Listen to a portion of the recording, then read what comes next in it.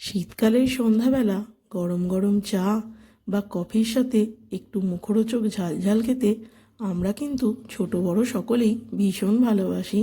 আগের দিন কর্তামশাই অফিস থেকে ফেরার পথে ফোনে জানালো তার ঝাল ঝাল মুখরোচক কিছু খেতে ইচ্ছা করছে।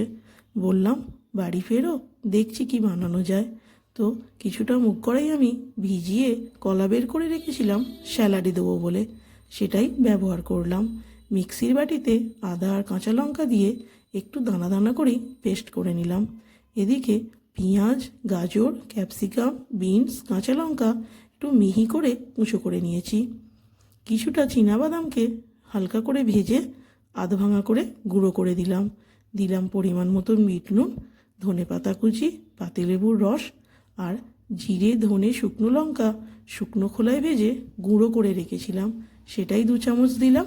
আর 3 থেকে 4 চামচ মতন কর্নফ্লাওয়ার দিয়েছি, এটা যাতে ভালো করে বাইন্ডিং হয়।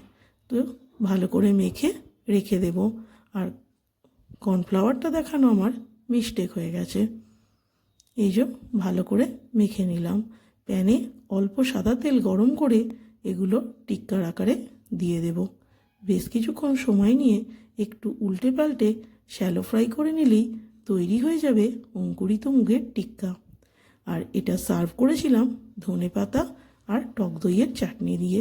মিক্সির বাটিতে কিছুটা ধনেপাতা, একটু টক দই, একটু চিনি আর একটু বিট নুন দিয়ে একটু পেস্ট করে নিলেই চাটনি রেডি। তো রেসিপিটা কেমন লাগলো অবশ্যই কমেন্টসে জানিও কিন্তু।